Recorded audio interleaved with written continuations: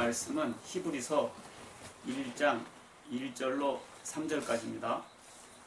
히브리서 1장 1절로 3절까지.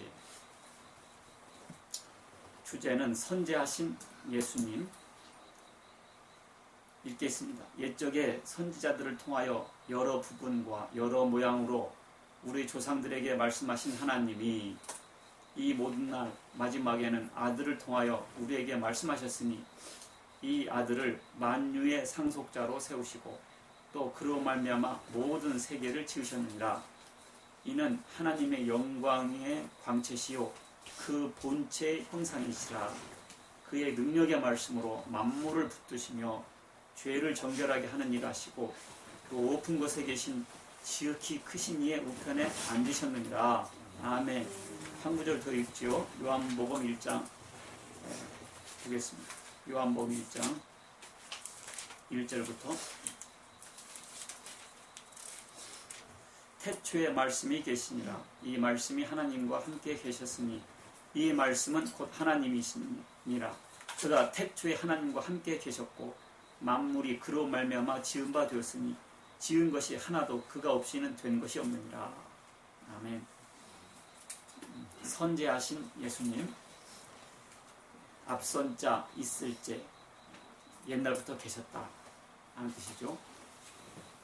예수님께서 베들레헴에서 2000년 전에 태어나셨는데 그때부터 계신 것이 아니라 옛날부터, 태초부터, 원래부터 계신 분, 그것을 선제라고 합니다. 선제. 영어로 말하면 pre-existence, 미리 존재하고 계셨다. 예수님에 대해서 예수님의 이 선제 그리고 예수님의 인성, 이 두 가지를 이해하지 못하면 성경이 도대체 풀리질 않습니다. 예수님은 분명히 사람으로 오셨어요. 그렇죠? 그런데 창조 이전부터 계셨다고 하시고 또 창조를 하셨다고 하시고, 그러니까 우리가 이해가 안 되는 것입니다. 그래서 우리가 신앙생활을 바르게 하기 위해서는 이런 예수님의 선제 개념 그리고 인성 부분 이런 것에 대해서 바른 이해가 되어 있지 않으면 할 수가 없어요. 제가 오늘 이 본문을 꺼내 들은 것은 JMS에서는 예수님을 성자 분체라는 개념을 도입했어요.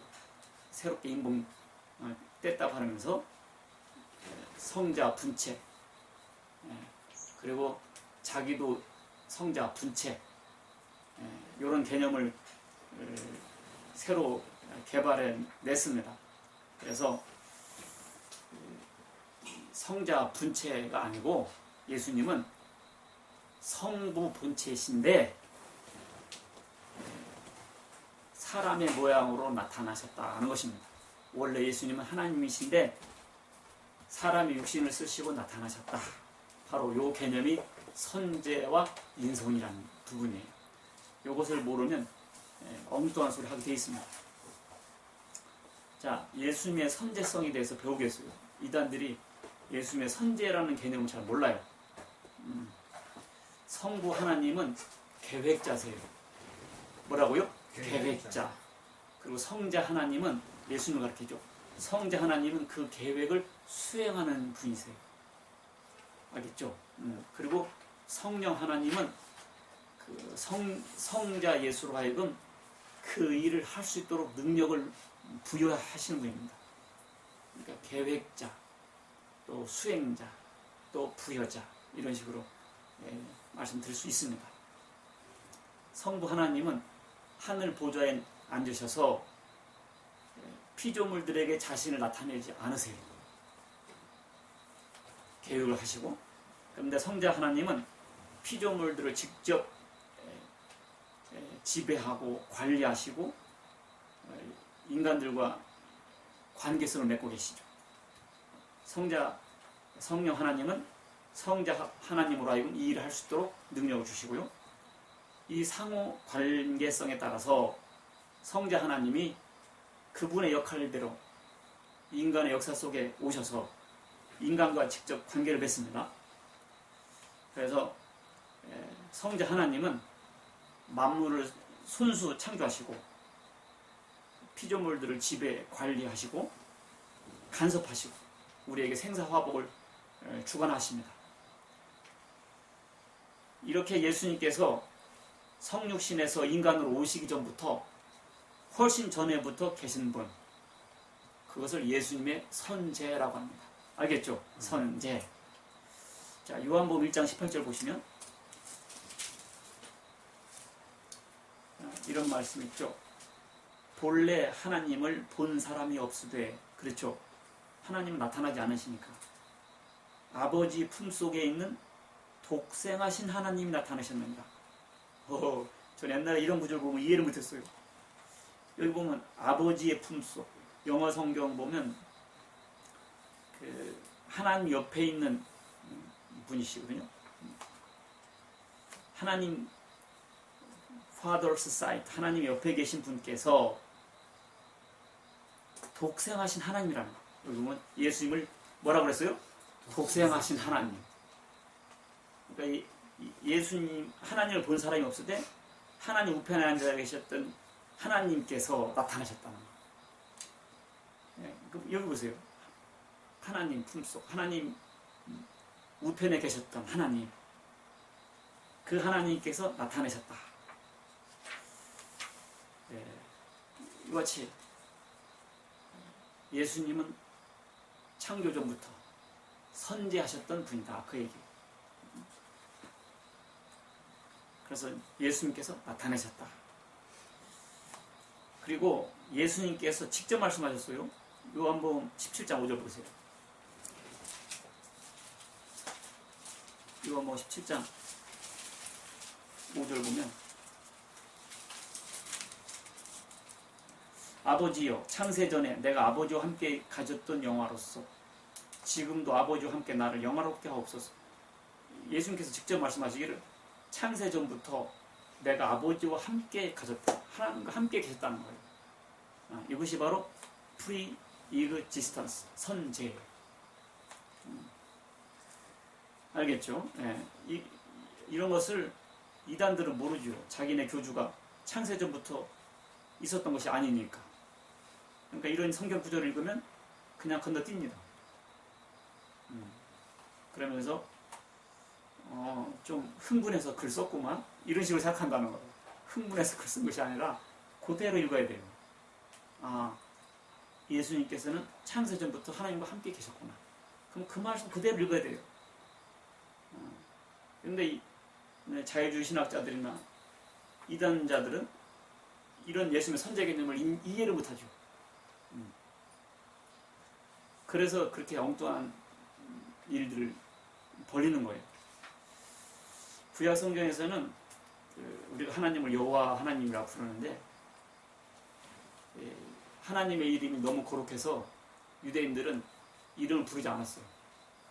그래서 우리의 자녀들이 아버지 이름 부를 때 아버지 이름 안 부르잖아요. 대명사로 아버지 하듯이 유대 종교인들도 여호와라는 이름을 이렇게 읽을 때는 그 이름 부르지 않았어요. 그래서 아도나이라고 불렀어요. 뭐라고 불렀다고요? 아도나이. 그가 주님이라는 뜻이에요.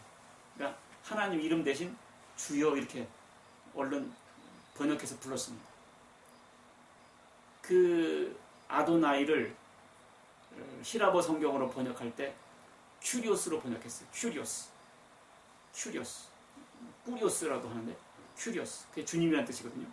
그러니까 신약 성경에서는 예수님을 뭐라고 불러요? 큐리오스. 주님 그러거든요. 그러니까 구약의 주님이 신약의 예수님이 인 것입니다. 똑같은 주님으로 치니까. 알겠죠? 그리고 마태복음 23장 37절 보면 하나님께서는 선지자들 보내시죠. 이사야도 보내고 에레미야도 보내시고 선지자들 보내셨잖아요. 마태복음 23장 37절 보면 여기서 예수님께서 보내셨다고 되어 있어요. 선지자들 보내시는데 23장 37절 보면 자, 예루살렘아 예루살렘아 선지자들을 죽이고 네게 파송된 자들을 돌로 치는 자요. 암탉이 그 새끼를 날개 아래 모음같이 내가 네 자녀를 모으려 한 일이 몇 번이더냐. 그러나 너희가 원하지 아니하도다. 암탉이 새끼를 날개 아래 모으려 같이 하나님께서는 선자들 통해서 계속 모으려 하셨잖아요. 네게 선자들을 죽이고 네가 파송된 자들을 돌로 치는 자요, 내가 너희를 암탉이 병아리를 품으려 하는 것 같이 내가 몇 번이나 했느냐. 예수님께서 당세 때만 한 것이 아니라 선지자들을 파송하시고 선지자들을 통해서 끊임없이 안으려고 하셨다는 거예요. 내가 너에게 한 것이 몇 번이냐. 하나님이 하셨는데 예수님 그걸 뭐라 했어요? 내가 했다 그랬잖아요. 그러니까 예수님께서 이미 이 구약 성경에서 선자들을 파송하신 분도 사실은 예수님이 하셨다는 거예요. 알겠죠? 네, 이런 구절들이 이 선제 개념을 알지 못하는 사람들한테는 도대체 이해할 수가 없는 얘기들이에요. 골로새서 1장 15절 보면, 골로새서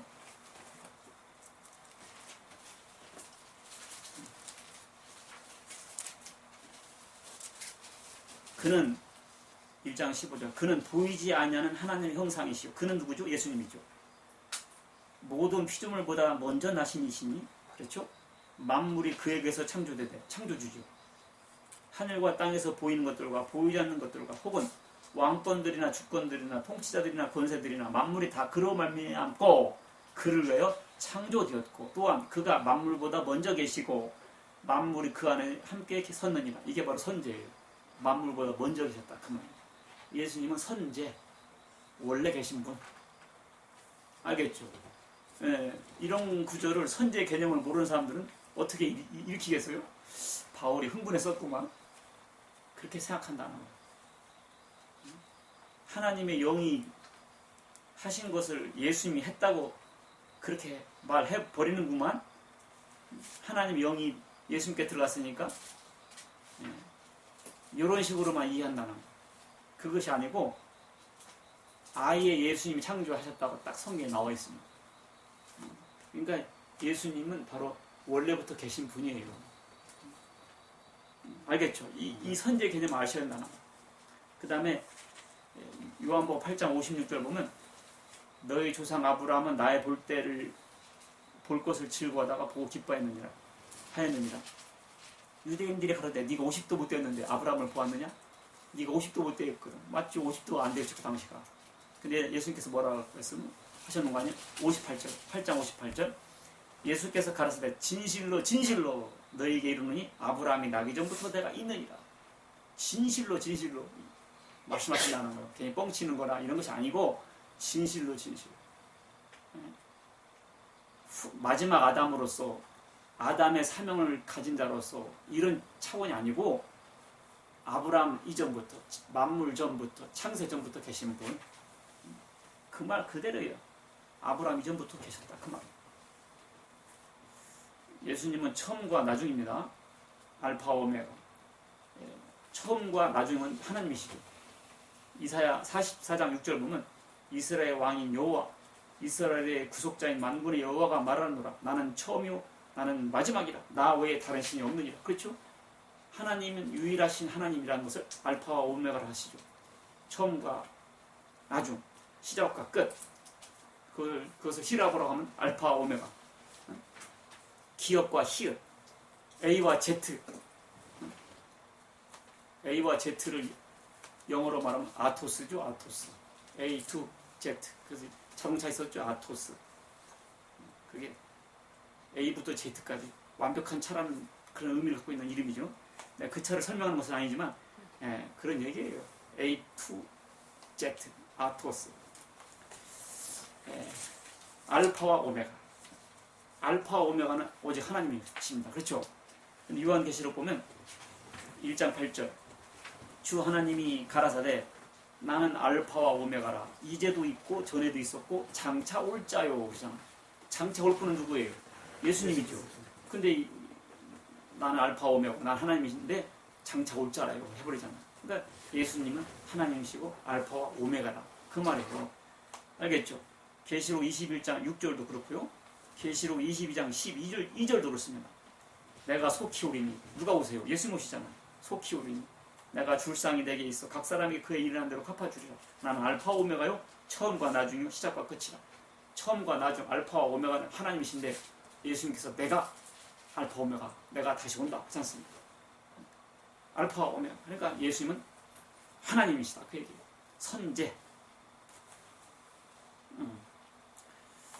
예수님은 자기 백성을 저희 죄에서 구원할 자라는 뜻이라겠죠. 예수라는 이름이 구원자죠. 구원자 하나님이시죠. 이분은 BC 700년 전에 이사야로 뭐라고 예언하셨죠? 아기가 날 건데 동정녀 탄생할 건데 이름은 임마누엘이라 하래요. 임마누엘이라는 뜻은 무슨 말이에요? 하나님이 우리와 함께 계신답니다. 하나님이 우리와 함께 계신다. 그러니까 예수님 하나님이시죠. 그러니까 예수님은 비단 신약의 하나님 예수님만이 아니에요. 이단들은 그러죠. 시대성마다 그리스도가 있다고. 그래서 구약에는 뭐 노아 때는 노아가, 모세 때는 모세가, 또 엘리야 때는 엘리야가, 예수님 때는 예수님이, 이 시대는 새로운 재림 예수가, 이렇게 해서 시대마다 그리스도가 있다라고 사람들을 미혹하고 있습니다만 그게 아니에요. 신약만이 아니라 구약에도 예수님이에요. 알겠죠? 구약도 예수님입니다. 그래서 한 조각 한 조각을 타이틀 미스테리예요. 이것을 예수님과 이렇게 접목해서 풀면 다 풀려요. 그거 외에 독자적으로 하면 이것이 영원한 신비로 남습니다. 그래서 구약에서도 다 예수님을 설명하고 있어요.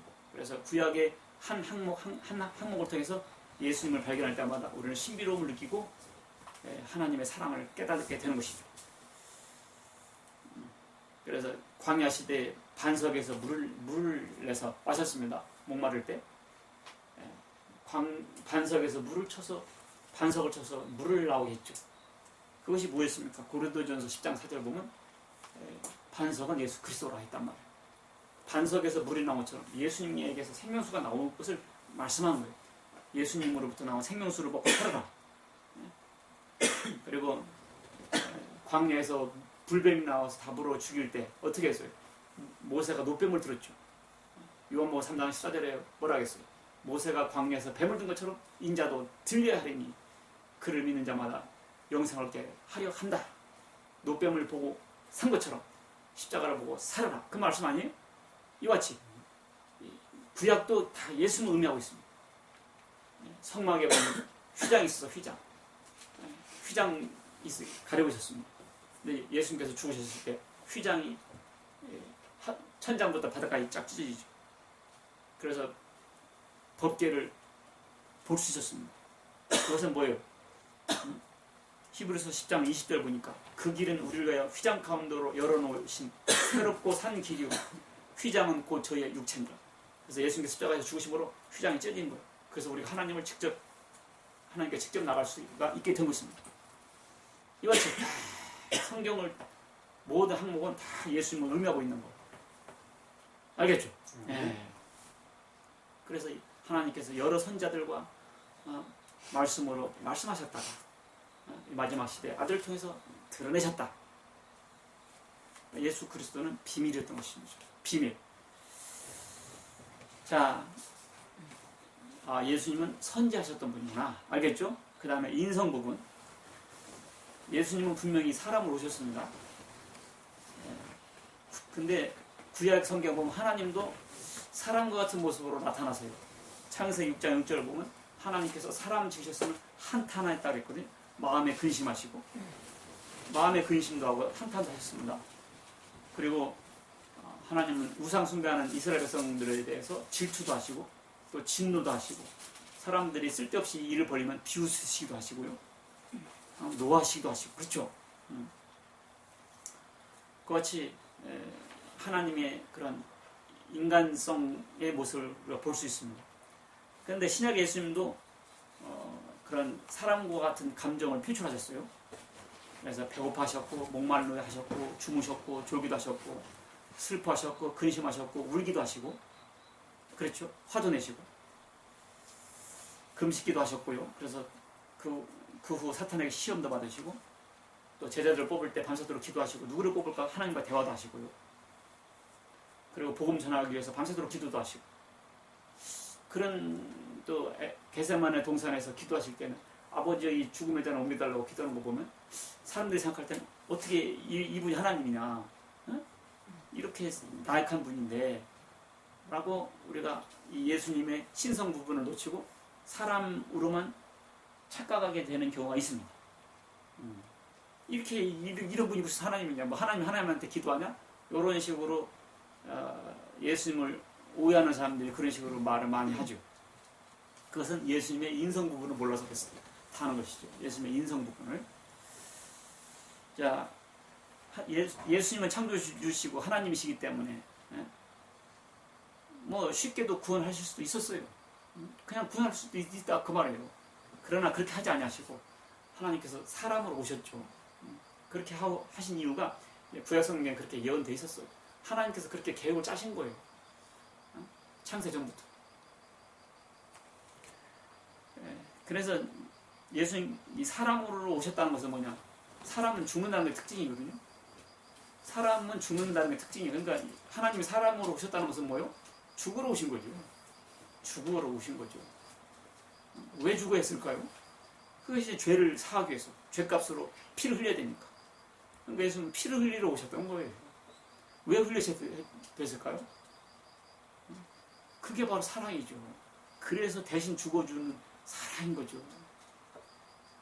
그러니까 우리가 하나님의 사랑 알 수가 없어요.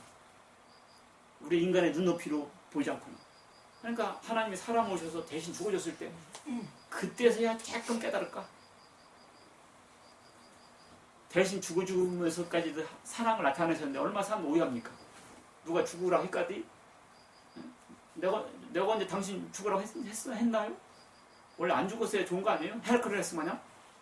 제우스 아들은 헤라클레스는 안 죽어요. 죽었다고도 막 죽일 수가 없어. 그냥 지구를 거꾸로 돌려버리고 그냥 마음대로 하니까. 예수님께서 하나님 아들이시면 그런 모습을 사람들은 기대했다 그거예요. 근데 나약한 모습으로 죽으니까 하나님의 모습을 모르는 거죠. 자, 하나님께서 그렇게 계획하셨고 그렇게 하신 이유가 히브리서 2장 14절 보면, 히브리서 2장 14절 보면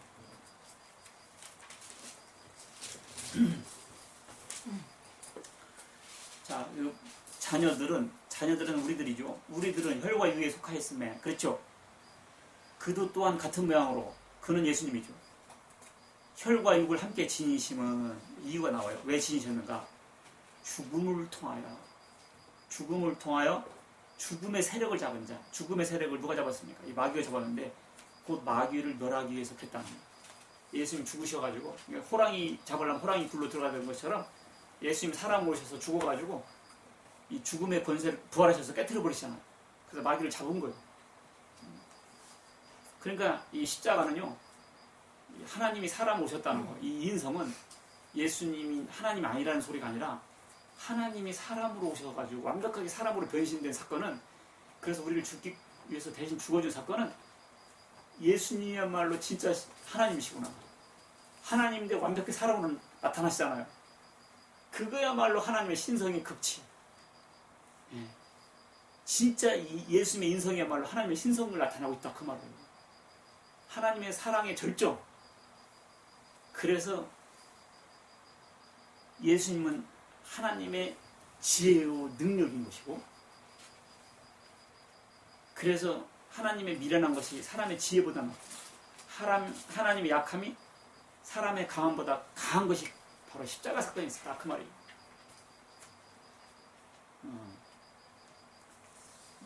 이 인성이야말로 예수님은 하나님이 아니구나 이렇게 돌아가면 안 되고 진짜 하나님이 사람으로 오셨구나 이렇게 돌아가야 돼요. 그게 성경이 말씀하고 있는 바예요. 봐라, 예수님 뭐 금식도 하시고 뭐 기도도 하시고 그냥 사람이었네 이렇게 돌아가면 안 된다 그 얘기예요. 그것은 성경과 180도 다른 사건이에요. 근데 이단들이나 자유주의 신학자들은 이것을 몰라요. 이것을 이해하지 못합니다. 그래서 자꾸 헛소리들 하고 예수님 외에도 다른 사람도 구원했다. 이게 종교다원주의거든요. 이게 자유주의 신학자들이 한 얘기예요. 그리고 예수님도 사람이었다가 하나님처럼 됐는데 나라고 못할 소냐? 요것이 이단 교주들이. 그것이 바로 우상숭배입니다. 우상숭배. 나도 예수님처럼 찬양을 받을 자격이 있다. 이것이 뭐예요? 우상숭배. 예수님께서 사람으로 오신 것은 성자 하나님을 통해 인간을 구원을 시키려는 삼위 하나님의 극진한 사랑의 표현, 사랑의 확진, 말로만 아닌 물증이 있어야 되잖아요. 범인을 잡아도 하나님께서 우리를 사랑하셨다는 물증이 십자가에 있다. 그 얘기예요. 그래서 로마서 5장 8절 보면 우리가 아직 죄인 되었을 때 그리스도께서 우리를 위하여 죽으심으로 하나님께서 우리에 대한 자기의 사랑을 확증하셨는데, 그러니까 십자가를 보고도 하나님의 사랑을 오해하고 불신하는 사람들은요, 다른 방법이 없습니다. 구원할 다른 방법이 없어요. 갈라디아서 3장 13절 보면 그리스도께서 우리를 위하여 저주를 받으사 율법의 저주에서 우리를 속량하셨으니 기록된 바 나무에 달린 자마다 저주 아래에 있는 자라 했다. 구약 성경에 보면 나무에 달린 자는 저주받은 자라 했거든요. 근데 누가 달렸어요? 나무에? 예수님 달렸잖아요. 근데 예수님이 왜 저주받았을까요? 우리가 죄를 지어서 저주를 받을 것을 예수님께서 뒤집어 쓰시고 저주받았다. 그 얘기예요. 그래서 우리 어떻게 했다고요? 우리를 속량하셨다. 우리를 구원하셨다. 그거예요. 그것이 예수님께서 사람으로 오셔야 이유였던 겁니다. 저주받을 대신. 고린도후서 5장 21절 보면 고린도후서 5장 21절 하나님이 죄를 알지도 못하신 자로 우리를 대신하여 죄를 삼으신 것은 우리로 하여금 저희 안에서 하나님 의가 되게 하려 하신다. 그래서 우리의 죄를 가져가셔서 예수님 죄값으로 죽으시고 하나님 예수님 죄가 없잖아요. 그 예수님 의만 있으시잖아요. 네? 죽기까지 하시면서 하시는 그 순종하신 의, 그런 것을 우리에게 전가를 시켰다 그 말이에요.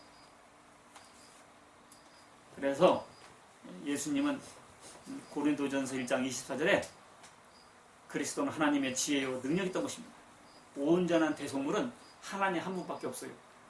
동물도 될 수가 없고 어느 사람도 온전한 대속물이 될 수가 없었던 것입니다. 온전한 희생물이 될 수가 없었어요. 하나님만이 온전한 희생물이 될 수가 있었습니다. 그래서 하나님께서 피를 흘릴 수가 없잖아요. 그래서 사람을 오셔가지고 흘리신 사건, 그것이 바로 예수님의 인성이요 십자가 사건이었던 것입니다. 그렇기 때문에 우리가 그 예수님의 인성을 통해서 하나님의 사랑을 바라볼 수 있어야 돼요. 하나님의 사랑을 깨달을 수 있어야 됩니다. 그래야 우리가 이단의 미혹으로부터, 오늘날 종교 다원주의로부터 우리가 이겨낼 수가 있어요. 예수님의 정체성을 확실히 모르면 당합니다. 저는 우리 성도들이 이렇게 살아라 저렇게 살아라 생활 윤리적인 설교 할 수 없어요. 왜? 성도들이 저보다 더 깨끗한 생활을 하니까. 문제는 하나님과 그리스도를 아는 것이 영생이더라 했는데 오늘날 강단에서 이 교리 설교, 예수님에 대한 설교가 식어가고 있습니다. 예수님을 잘 소개를 못하는 거잖아요. 자, 빌립보서 2장 6절 보겠어요.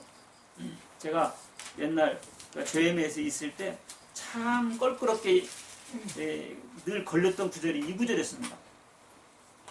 빌립보서 2장 6절 보면 그는 근본 하나님의 본체시나 하나님과 동등됨을 취할 것으로 여기지 아니하시고 오히려 자기를 비워 종의 형체를 가지사 사람들과 같이 되셨고 사람의 모양으로 나타나사 자기를 낮추시고 죽기까지 복종하셨으니 그 십자가에 죽으심이라 쭉 나오죠. 이게 참 신약의 시편이라는 곳이에요. 참 아름다운 구절이잖아요. 그는 하나님의 본체시나 동등됨을 취하지 않으시고 사람으로 오셨고 심지어 죽기까지 하셨는데, 그렇기 때문에 하나님께서 천사들보다 모든 동료들보다 높이 올리셨다. 그래서 하나님께 영광되게 하셨다. 네?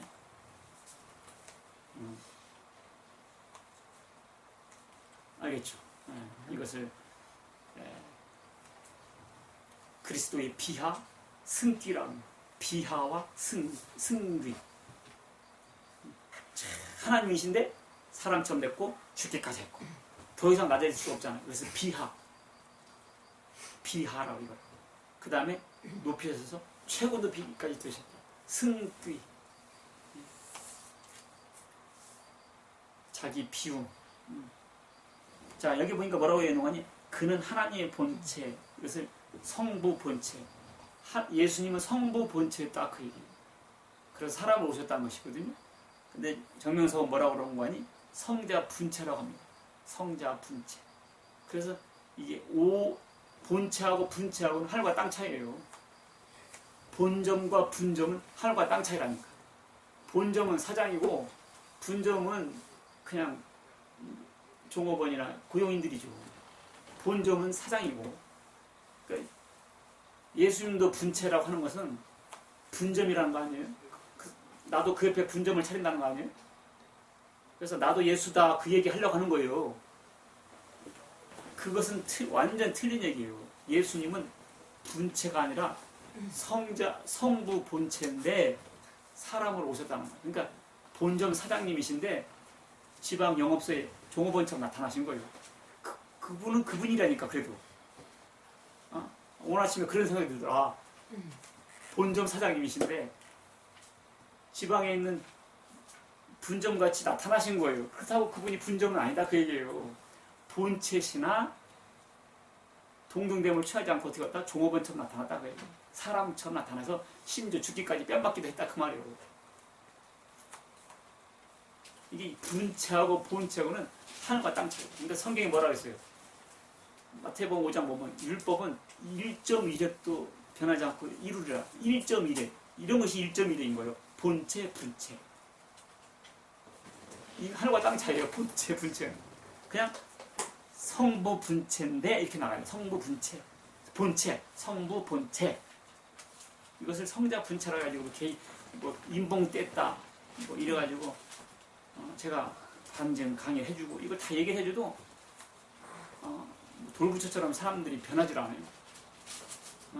예수님은 분체고 게다가 과거의 태양이고 정명석은 떠오르는 태양이고 새 시대의 태양이고 그리고 예수님은 아들로서 분체, 여기는 신부로서 분체니까 더 높아. 그러니까 옛 권력보다는 새 권력에 줄 서는 거죠. 그러니까 아무리 성경 갖다 얘기해도 더 높은 천국 가려고 하고 더 높은 분체에게 붙으려고 사람들이 개종을 안 하는 거예요. 이것이 바로 예수님이 누군지를 모르기 때문에 이런 비참한 결과들이 생겨나게 된 것이죠. 여기 보니까 어디 뭐 분체라고 되어 있나요? 하나님의 본체라고 했지. 그런데 사람 오셨다는 것. 이것이 바로 예수님의 인성이고요. 그래서 분체 이런 개념은 틀린 개념이다. 그 얘기. 성자 분체라는 말은 거짓말이었습니다. 성자는 성자 본체가 따로 있고 분체가 따로 있는 것이 아니에요. 성자가 예수님이고 예수님이 성자예요. 아셨습니까? 네. 예수님은 원래부터 계신 분인데 사람으로 오셨어요. 그것이 신비죠. 예. 그래서 예수님도 분체, 나도 분체. 이것은 틀린 얘기입니다. 그것은 거짓 브라운. 계시록 22장 18절 보면 그래서 내가 이 책의 예언의 말씀을 듣는 각인에게 증거하노니 만일 누구든지 이것들 외에 더하면 하나님이 이 책에 기록된 재앙들을 그에게 더할 것이요 만일 누구든지 이 책의 예언의 말씀에서 제하여 버리면 하나님이 이 책에 기록된 생명나무와 및 거룩한 성의 참여함을 제하여 버리라. 거룩한 성이 하늘나라잖아요. 하늘나라에서 제하여 버린다는 거예요. 생명나무 접근 금지. 생명나무 열매를 먹어야 되는데 그래 영생하는데 접근 금지가 된다는 거예요. 고린도전서 4장 6절을 보면 형제들아 그러면서 기록된 말씀 밖으로 넘어가지 말라 하는 것을 우리에게 배우지 않느냐 그랬죠. 바울도 너희는 기록된 말씀 바깥으로 넘어가지 말라 늘 교육을 했습니다. 근데 이단들은 막 넘어가죠. 분체가 아니라 분체를 하고 이렇게 해버리고 막 넘어가 버려요. 안 되는 말이에요. 딱 기록된 말씀 밖으로 넘어가지 마라. 자, 결론적으로 예수님은 만물을 직접 창조하신 하나님이십니다. 그러나 신성을 완전히 비우시고 성육신 하셨어요. 그것이 바로 하나님의 능력이고 하나님의 지혜라고 했죠. 온갖 수모와 고통을 당하시고 우리를 위해 대속의 제물을 되셨습니다. 그래서 하나님의 사랑이 있죠. 그리고 십자가를 통해서 하나님의 사랑을 볼 수 있어요. 하나님이 사람으로 오셨다는 것 자체가 사랑인 거예요. 왜냐하면 사람이 구대기 살리려고 구데기가 된 것 같은 입장인데, 사람이 구데기 되는 것보다 더 더러운 것이 하나님이 사람의 몸에 있는 것 같은 입장이었습니다. 사람이 구데기 살리려고 구데기가 됐다. 하나님 사람으로 오셨다. 그것 자체가 사랑이라니까. 근데 사람으로 오셨다는 것 자체가 하나님의 신성이죠. 하나님의 창조 능력이 다시 발휘된 거죠. 이렇게 나약한 예수가 어떻게 하나님이 이렇게 가면 그 마귀의 미혹이고, 하나님이 사람 오셨다. 이게 바로 하나님의 창조성, 하나님의 능력, 지혜. 알겠죠? 그래서 우리가 그 십자가를 통해서 나를 대신, 그 하나님이 나를 대신해 죽으셨구나. 하나님의 사랑에 감동받고 그걸 깨달을 때 우리가 깊은 감사와 찬송이 터져나오는 것이죠. 이것을 잘 이해해야 됩니다. 그렇지 않으면 예수님만 유일한 구세주임을 망각하게 되고, 예수님은 그냥 4대 성인 중에 하나라고 하면서 종교 다원주의에 빠지게 돼요. 오늘날 자유주의 신학자들처럼. 그리고 또 오늘날 인간의 교주들처럼 예수님도 인간인데 하나님이 신이 들어와서 하나님처럼 신격화돼서 찬송과 섬김의 경배가 됐듯이 나에게도 하나님이 신이 들어왔기 때문에 이제 내게도 하라! 이렇게 되는 것은 우상숭배다. 그 얘기예요. 그래서 그런 무시무시한 이단에 빠지게 된 것입니다. 오늘 우리가 예수님의 선제와 예수님의 인성을 확실히 깨닫고 그런 미혹과 시험에 넘어가지 않는 굳센 그리스도인들이 되시기를 주의 이름으로 축원합니다. 아멘. 아버지 은혜를 진정 감사합니다. 우리가 예수님의 선지하심과 인성을 모르고 사람들이 오해하고 착각하고 교만하고 우상 숭배하고 예수님을 배신하는 일들이 비일비재하게 일어나고 있습니다. 그러나 우리가 똑같이 성경 말씀을 통해서 분명히 깨닫게 하시니 감사드리고, 늘 예수님의 정체성에 대해서 확실히 알고 나아가는 저희들 모두 되게 하여 주옵소서. 우리 주 예수 그리스도의 이름으로 기도했습니다. 아멘.